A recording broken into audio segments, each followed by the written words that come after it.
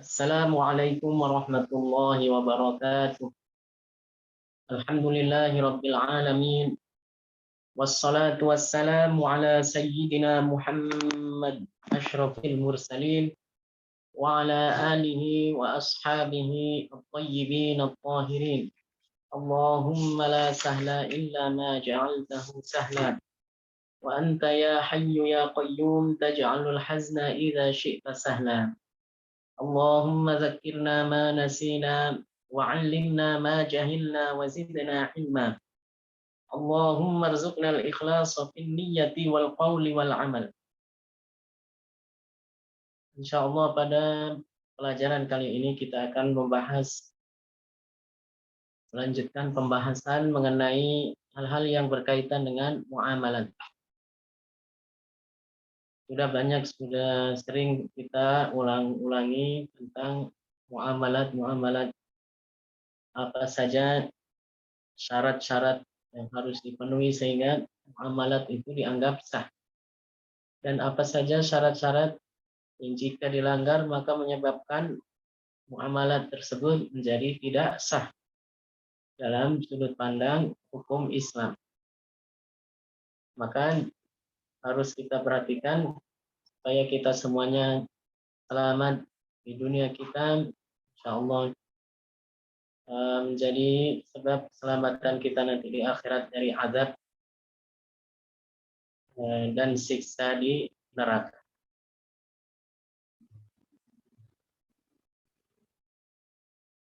Pada pelajaran kali ini kita akan bahas satu di antara pembahasan yang dibahas oleh para ulama berkaitan dengan muamalat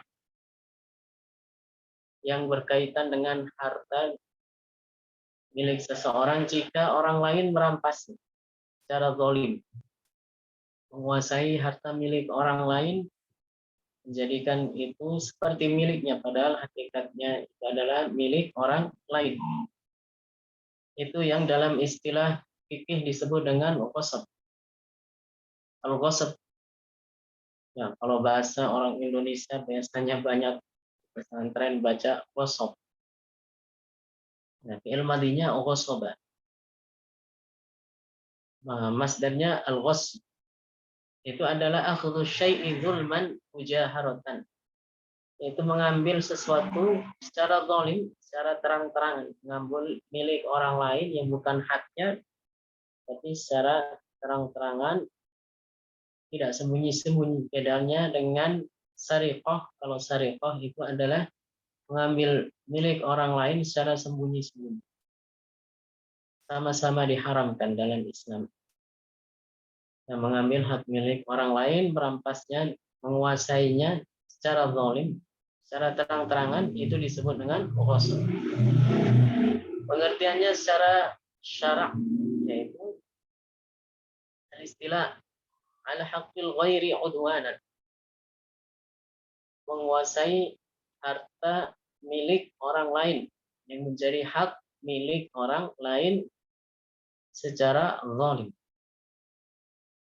Dan ini bisa berupa barang yang bisa dipegang oleh tangan, dibawa oleh tangan, atau sesuatu yang diam tapi dikuasai secara zalim padahal itu bukan hak miliknya, milik orang lain. Apa yang harus dilakukan bagi orang yang terjatuh dalam maksiat atau dosa ghasab ataupun mencuri? Di sini dijelaskan man ghasaba malan, orang yang mencuri, orang yang menggosok milik orang lain, harta milik orang lain, li ahadin lazimahu radduhu, maka dia wajib mengembalikannya. Kalau tidak nanti di akhirat akan menjadi sebab dia mendapatkan azab. Orang yang dizalimi akan menuntut nanti di akhirat. Misalnya dia sudah mengambil hak, maka akan dibalaskan hal itu. Orang yang masih memiliki tanggungan terhadap orang lain, kalau orang lain tersebut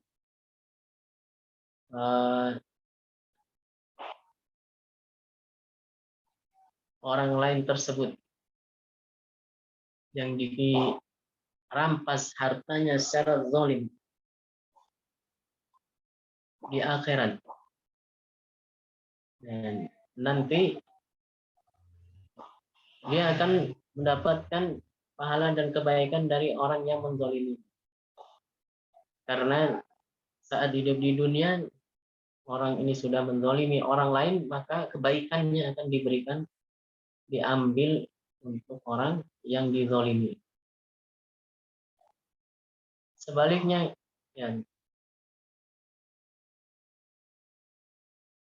maka orang yang sudah berbuat kezaliman, contohnya dalam pembahasan kali ini adalah dengan menggosok harta orang lain, menguasainya secara terang-terangan, secara zalim, hak milik orang lain, maka orang tersebut harus bertaubat supaya nanti di akhirat tidak menjadi tanggungan dosa baginya. Karena orang yang merampas hak milik orang lain, maka lazimahu radduhu, dia tetap wajib mengembalikan. Kalau dia bertaubat, maka dia harus mengembalikan. Jika barangnya masih utuh, maka dikembalikan sebagaimana semula barang tersebut saat diambil, saat dikuasai. Jika barang tersebut sudah tidak ada lagi, maka harus mengganti dengan yang sama. Wa arsyu naqsihi, dan tidak hanya itu, tidak hanya mengembalikan atau mengganti jika barangnya sudah tidak ada, juga wajib untuk mengganti jika ada kekurangan. Seandainya barang tersebut dipakai, kemudian berkurang dari barang tersebut,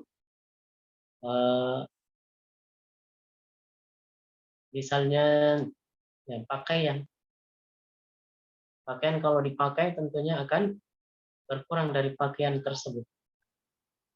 Dari yang semula, kondisinya yang semula, kemudian sudah dipakai, maka akan berkurang dari kualitas pakaian tersebut. Bukan berkurang harganya, tapi berkurang kualitas dari pakaian tersebut. Maka harus mengganti. Sekiranya jika dihargai berapa, dinilai dengan harga itu berapa, maka harus diganti. Wa ujratu mislihi, dan selama dia menggosok barang tersebut dihitung berapa lama.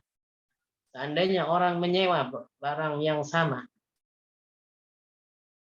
dalam tempo waktu seperti yang terjadi, yaitu seseorang menggosok barang milik orang lain, harta milik orang lain, maka dihitung waktu tersebut, seandainya disewakan berapa, harus dibayar untuk sewanya. Jadi wajib untuk mengembalikan, wajib mengganti kekurangan, dan juga wajib memberikan uang sewa sekiranya barang tersebut jika disewakan berapa nilai sewa, harga sewanya. Kalau barang tersebut rusak, dominahu bimislihi, maka menggantinya, wajib menggantinya dengan yang serupa. Inka adalah misrun, kalau barang itu ada serupanya.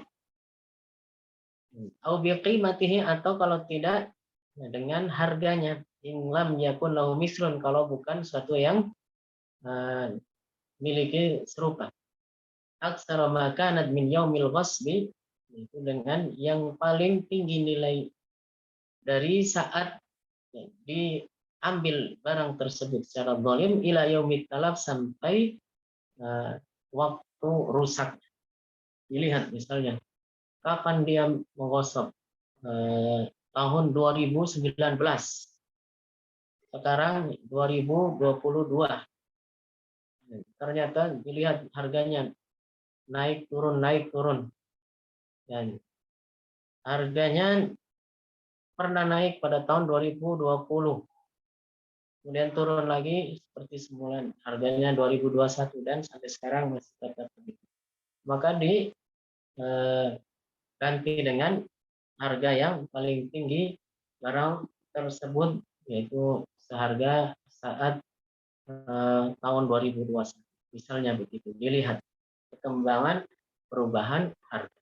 Ini adalah hukum yang berkaitan dengan kos. Maka orang yang punya sesuatu, orang yang pernah melakukan ghosab terhadap orang lain, bukan kepunyaannya, tetapi milik orang lain, dia rampas, dia ambil secara zalim, dia kuasai secara zalim. Rumah orang lain ditinggali, orang tersebut ingin mengambilnya tapi tidak berani.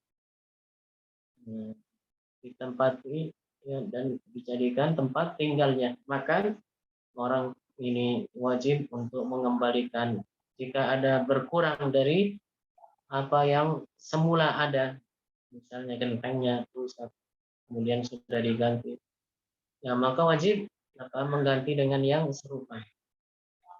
Ya, diganti tapi bukan ditutup, tapi bukan dengan genteng, tapi dengan yang lain. Maka wajib diganti. Kalau dia ingin bertaubat dan diterima taubatnya, maka harus memenuhi hak sesama manusia dulu, mengembalikan hak sesama manusia. Dan sebagaimana disebutkan dalam hadis Rasulullah Sallallahu Alaihi Wasallam, "Man kana lahu inda akhihi madlamatun."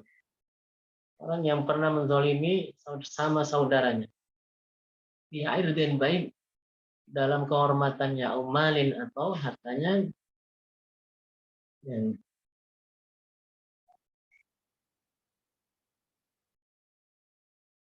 orang yang pernah menyakiti orang lain, menghina orang lain, merusak kehormatannya, atau menguasai harta milik orang lain, mengambilnya, merampasnya, falyastahillahu, maka hendaknya dia bertaubat dengan cara meminta maaf kepada orang tersebut dan mengembalikan semua yang pernah diambilnya. Qabla an la yakuna dirhamun wala dinar. Sebelum nanti di akhirat sudah tidak ada lagi dirham, tidak ada lagi dinar, mau mengganti dengan akhirnya ya, amal kebaikan yang dulu pernah diperbuatnya akan berkurang, diambil untuk diberikan kepada orang yang pernah dia zalimi. Itu kalau dia punya amal kebaikan. Kalau tidak, maka sebaliknya, dosa dari orang yang pernah dizalimi diberikan kepada orang yang pernah menzalimi. Maka ini sangat berbahaya bagi yang pernah terjadi pada dirinya melakukan sesuatu pada orang lain berupa kezaliman atau mengambil hak orang lain secara zalim, maka hendaknya bertobat dengan cara seperti yang tadi sudah dijelaskan. Juga ada banyak beberapa macam-macam muamalat lainnya yang disebutkan oleh para guru-guru kita, oleh Syekh Abdullah Al-Harari dalam kitab-kitab beliau,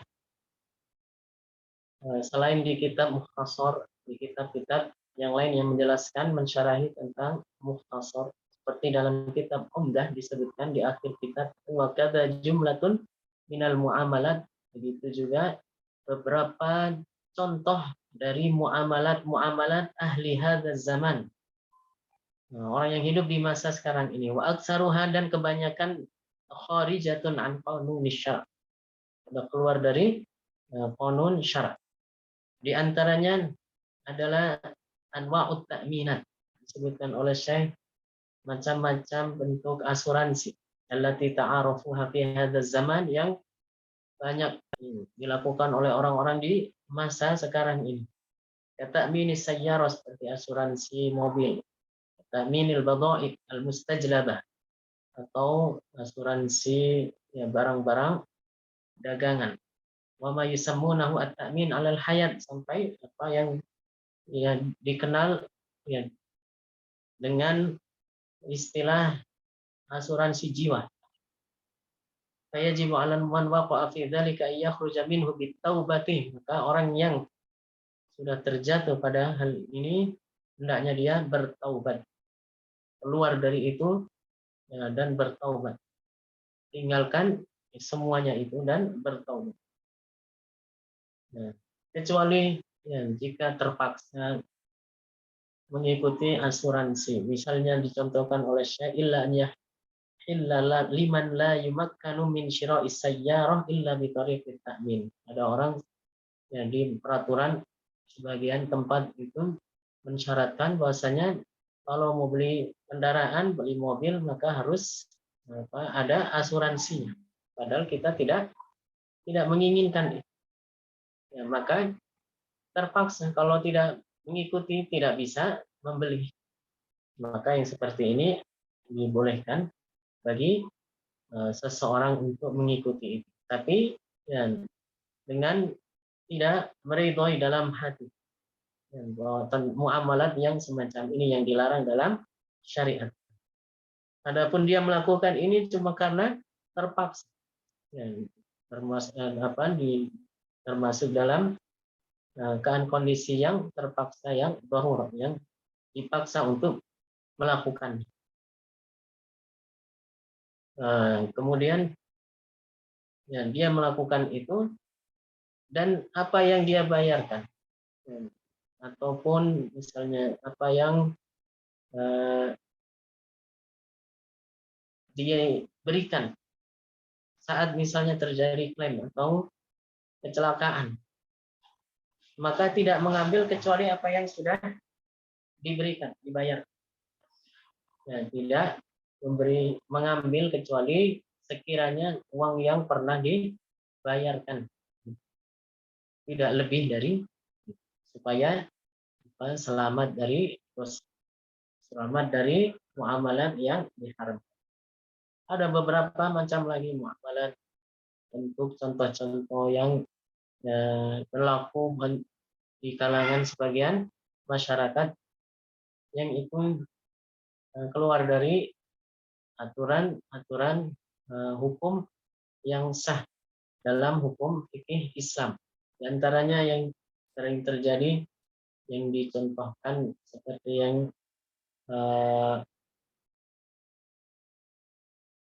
dicontohkan di kitab ini juga oleh Syekh Abdullah, yaitu bai'un najash. Ya, bai'un najash pakai shin besar. Bai'un najash ini adalah, ya, ini istilah yang sering disebutkan di kitab-kitab fikih. Mungkin Syekh menyebutkan ya dalam kitab ini tidak dengan istilah itu supaya kita kenal. Karena dalam hadis juga Rasulullah menyebutkan ya, atau sahabat Nabi riwayatkan dari Nabi bahwasanya Rasulullah melarang bai'un najash. Apa itu bai'un najash? Yaitu jual beli dengan cara lelang, tapi ada unsur penipuan. Bagaimana terjadi unsur penipuan? Yaitu saat pelelangan barang ada kesepakatan beberapa orang untuk mengelabui sebagian yang ikut hadir dalam pelelangan. Nah, diatur sedemikian rupa supaya orang tertarik untuk membeli dengan harga yang tinggi, supaya meninggikan barang ini dan barang yang dijual secara lelang itu agar harganya naik. Kalau ada unsur penipuan maka itu hukumnya diharam. Tapi kalau murni tanpa ada unsur penipuan itu maka hukumnya tidak diharam.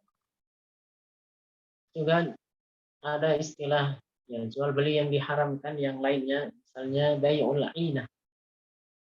Ya, itu juga salah satu di antara contoh jual beli yang menurut sebagian ulama itu adalah diharamkan, tapi sebagian ulama yang lain mengatakan makruh saja, tidak haram. Apa itu bai'ul 'ainah? Yaitu jika seseorang butuh uang, kemudian datang kepada orang yang sedang berjualan. Ada orang butuh uang, datang ingin hutang uang kepada orang yang berjualan. saya misalnya punya toko HP, saya jualan HP. Kemudian ada teman saya yang datang kepada saya butuh uang 1 juta. Nah, saya yang kalau ngasih kepada dia 1 juta begitu saja, saya nggak dapat untung, nggak dapat lebih. Itu hanya seperti orang membantu saja. Tapi ya dikembalikan lagi nanti kalau dia sudah punya. Supaya yang ini dia bikin cara begini, dia jual HP, saya bisa kasih kamu 500.000. Saya bisa kasih kamu 1 juta yang kamu butuhkan. Tapi caranya begini, ya, saya jual dulu HP ini ke kamu. Ya, ini beli dengan harga 1.500.000 utang. Ya, berarti orang itu udah beli HP ini 1.500.000 tapi utang. Lalu ini saya punya uang 1 juta, saya beli HP itu 1 juta. Nah, orang itu masih utang berapa? 1.500.000.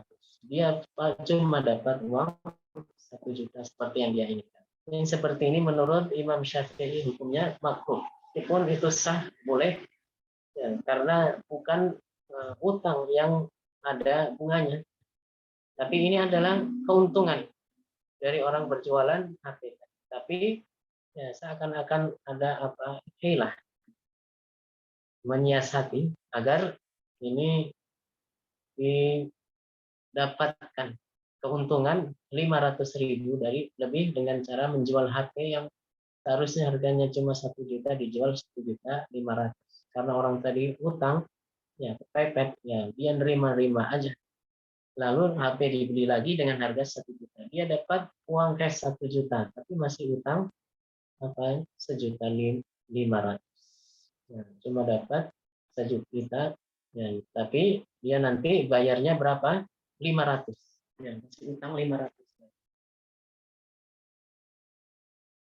ya yang seperti itu ya jadi dia bertambah utangnya jadi 1.500.000 harus membayar 1.500.000 karena dia punya utang beli HP tadi dengan harga 1.500.000 itu menurut ulama lain selain mazhab Syafi'i mengatakan jual beli yang seperti itu disebut bai'ul inah ini hukumnya adalah haram tidak sah tapi menurut Imam Syafi'i hukumnya sah. Kemudian ada lagi contoh yang sering juga terjadi. Ada sebagian orang yang juga pernah menanyakan saya jual beli dengan sistem DP yang disebut dalam fikih hukum fikih disebut bai'ul urbun atau bai'ul irban. Dan itu adalah menjual sesuatu kemudian mensyaratkan ada DP. DP ini jika jual belinya nanti berlanjut maka dimasukkan ke dalam bagian dari harga utuh DP 10%. Berarti kurangnya 90% lagi. Kalau itu akadnya lanjut. Nah, kemudian tapi apa ini yang terjadi apa? Tidak begitu, tapi apa? Kalau tidak lanjut dan akadnya dibatalkan maka DP-nya tadi hangus tidak kembali. Itu hukumnya bagaimana menurut mazhab Syafi'i? Hukumnya tidak sah, haram, harus dikembalikan. Karena itu hak orang tadi karena dia tidak jadi membeli. Adapun bayar di depan sebagai DP itu hukumnya tidak boleh dihanguskan, dijadikan milik penjual karena jual beli tidak jadi maka pembeli menanggung kerugian. Yang seperti ini tidak sah menurut Imam Syafi'i. Tapi sebagian ulama mengatakan boleh dan sah, yaitu pendapat Imam Ahmad bin Hambal. Ya, Ahmad bin Hambal yaitu mazhab Hambali. Dan juga kemudian yang umum di masyarakat saat ini adalah uh, bai'ul ihtikar. Bai'ul ihtikar. Menimbun barang saat barang itu harganya sudah naik. Ini juga disebutkan oleh Syekh di kitab Mukhtasar. Tapi saya sebutkan dengan istilah yang biasa digunakan ulama, meskipun Syekh di kitab Mukhtasar tidak menyebutkan dengan istilah tersebut di matanya, tapi ada istilah ini secara makna seperti yang disebutkan oleh Syekh. Para ulama menyebutnya dengan istilah lain bai'ul ihtikar, yaitu menimbun barang bahan makanan pokok saat harganya mulai naik dan kebutuhan di pasar itu mulai banyak, dengan tujuan untuk dijual lebih mahal lagi. Maka yang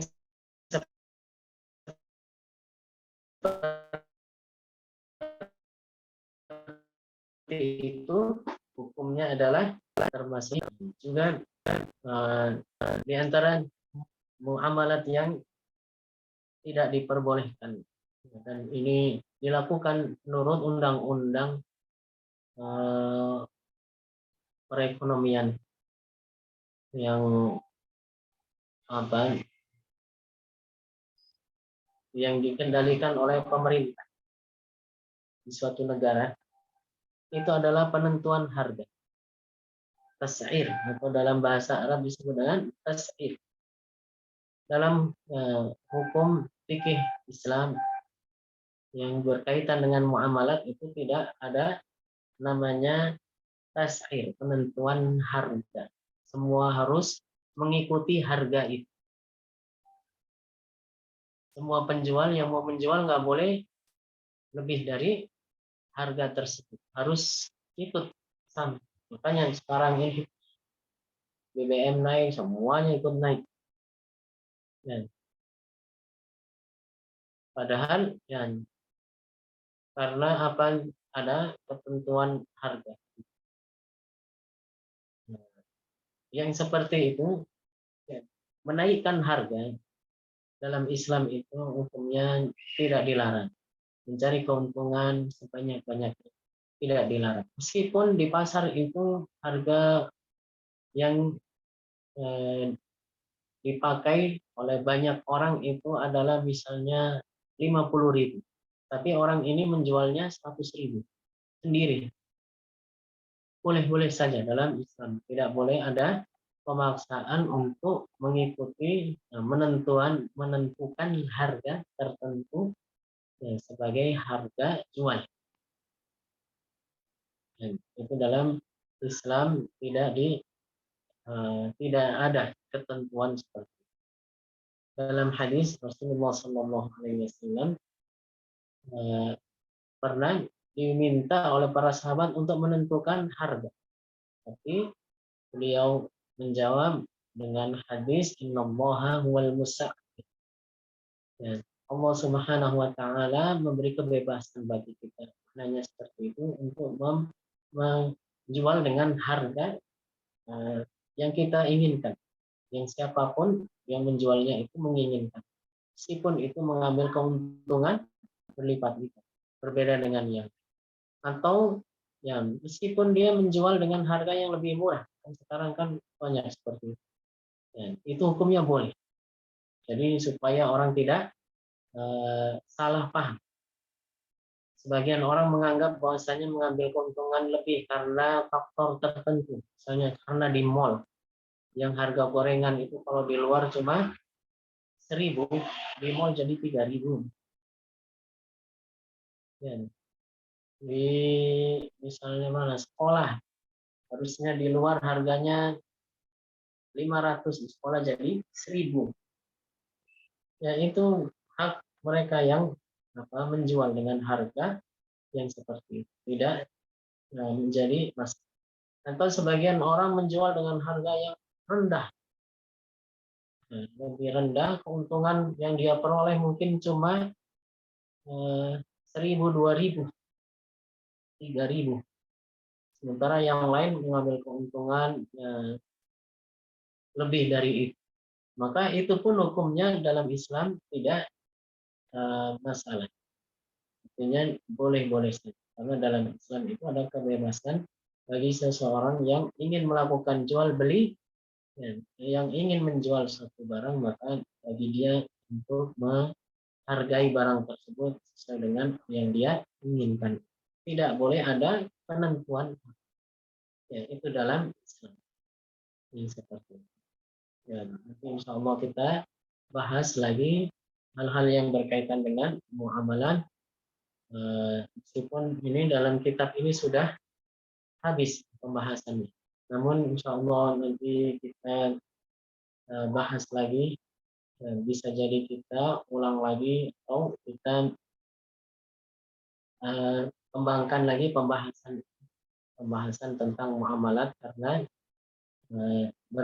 sesuai dengan perjalanan waktu, perkembangan masa, ya, di setiap masa yang terjadi itu semakin banyak model-model muamalat-muamalat yang untung diketahui orang supaya orang tidak terjatuh pada muamalat yang diharam. Seperti ramai beberapa waktu yang lalu ada namanya Bitcoin. Ya, itu di antara para masyayikh kita, Syekh Nabil menyebutkan yang menjelaskan dalam satu rekaman waktu itu, disebutkan baik itu Bitcoin itu adalah termasuk dalam hukum fikih disebut dengan bai'ul ma'dum, menjual sesuatu yang tidak ada, hanya rekayasa saja. Nah, seperti yang juga umum sekarang jual beli online macam-macam, tapi dengan tidak memenuhi syarat dalam jual beli. Ya, jual beli online pada dasarnya adalah seperti yang sudah dijelaskan, menjual sesuatu yang tidak terlihat. Itu ada syarat-syaratnya supaya bisa sah. Namun ada yang sebagian tidak memenuhi syarat, misalnya cuma buka di Tokopedia, buka apa namanya akun di Tokopedia untuk berjualan, tapi dia sendiri nggak punya barang, dia ambil dari foto barang punya dia foto, siapa yang mau beli barang seperti ini, padahal dia nggak punya barangnya. Dan yang seperti itu banyak, katanya dia buka pasar, buka toko yang tidak memiliki barang, baru setelah ada yang beli baru dia dicari di mana. Makanya sebagian kadang-kadang apa kita sudah pilih yang terdekat, ternyata sampainya malah berhari-hari baru nyampe. Itu karena apa? Dia nggak punya barang. Dia cuma mempromosikan foto, menyebutkan begini kriterianya, sifat-sifat. Tapi barang itu baru dia akan cari kalau sudah ada yang seperti itu. Tidak bisa, ya, tidak memenuhi syarat. Seperti sebagaimana yang sudah kita jelaskan dalam syarat barang yang dijual, harus barang yang diketahui, barang yang maklum, ya. Bukan barang yang majhul, bukan barang yang ma'dum, bukan barang yang lam tarahul ain, tidak dilihat oleh mata, ya, dengan syarat-syarat yang sudah pernah kita bahas. Insya Allah, ya, nanti kita akan ini menyebutkan, ya, karena kalau kita pelajari, kalau kita bahas dengan lebih rinci, akan kita temukan kemana larinya. Dan semuanya itu kaidah-kaidah dasarnya sudah dijelaskan dalam syarat. Untuk kita bisa mengetahui, mengikuti perkembangan zaman, sehingga kita tidak terjebak pada muamalat yang diharamkan.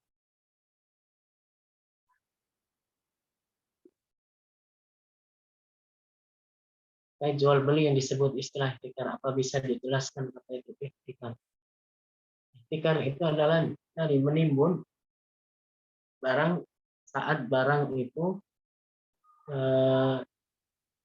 harganya mahal, itu disebut baik oleh kita. Saat barang itu harganya naik, ya, dan permintaan di pasar itu mulai banyak, maka dia, ya, membeli barang dari petani misalnya, atau dari produsen, di monopoli, dibeli semuanya, diborong, kemudian disimpan, nggak dikeluarkan, supaya apa? Harganya naik lagi, tambah naik lagi, semakin naik lagi, baru setelah itu sudah naik, ya, sangat tinggi sampai berapa kali lipat, kemudian baru dikeluar, maka keuntungannya akan berlipat. Ya, menjual dengan cara seperti itu adalah, ya, bisa membuat banyak orang terzalim, maka itu hukumnya diharam. Adapun kalau orang memang dia juragan atau toke, ya, toke bahasanya, ya, juragan, orang yang punya di gudangnya banyak barang dari awal. Tapi ternyata misalnya, saya punya minyak tanah, minyak goreng banyak stok di gudang. Ini ternyata sekarang lagi naik. Saya punya telur banyak, ternyata harganya naik, kemudian ikut dinaikkan. Dia tidak menimbunnya, dia menyimpan, ya, banyak, memang dia juragan telur. Kemudian karena harga naik ikut naik. Itu seperti itu bukan ihtikar. Itu adalah yang sengaja ingin menimbun barang saat harganya sudah mulai naik, supaya semakin naik, ya, dan dia dapat keuntungan dengan cara yang tidak dibenarkan dalam syarat. Tapi kalau, ya, orang punya barang tersebut sebelumnya memang sudah punya, ternyata suatu saat harganya naik, kemudian dia ikut menaikkan, maka yang seperti itu boleh, tidak diharamkan. Yang diharamkan itu adalah yang sengaja, ya, membeli, ya, banyak barang tersebut pada saat harganya naik.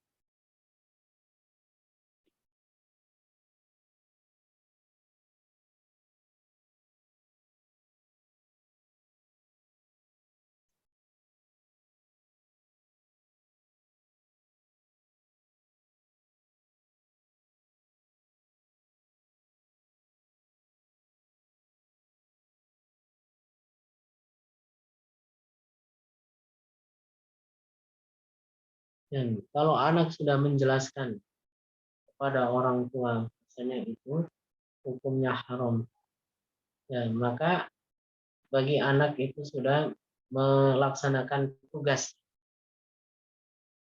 Anak itu sudah melaksanakan tugasnya, itu melarang dari kemungkaran dengan menasihat.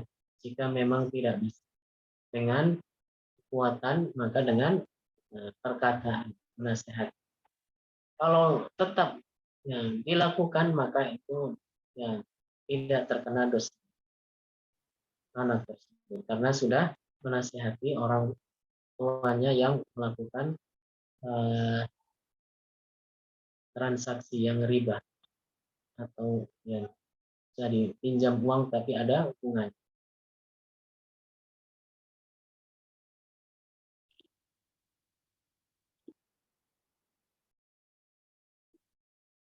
Barakallahu fiik.